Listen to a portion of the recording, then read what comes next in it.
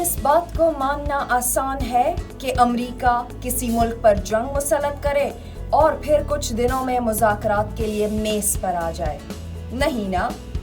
مگر جو بات دنیا تصور نہیں کر سکتی پاکستان نے کر کے دکھایا۔ ملاحظہ کیجئے، سب سے پہلے پاکستان نے ایران اور سعودی عرب کی جنگ کی دشمن سازش کو ناکام بنایا۔ اس کے بعد فیلڈ مارشل عاصم منیر اسرائیل ایران جنگ کے دوران ایران جا پہنچے۔ کیا ایسی ہمت، جرأت اور خیرخواہی کی مثال اس دور جدید میں مل سکتی ہے؟ نہیں نا؟ آئیے فیلڈ مارشل کے دورہ ایران کے ثمرات پر نظر ڈالتے ہیں۔ ابنائے ہرمز کھل چکی ہے۔ امریکی صدر پاکستان کی قیادت کی تعریف کیے جا رہے ہیں۔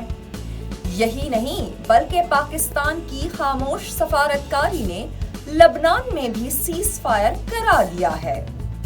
حقائق تو یہ ہیں کہ جس پاکستان کو تنہا کرنے کی باتیں ہو رہی تھیں اور دہشت گردی کا مرکز سمجھا جا رہا تھا، اس وقت نہ صرف جنوبی ایشیا بلکہ مشرق وسطیٰ کی سیاست کا واحد مرکز و محور بنا ہوا ہے۔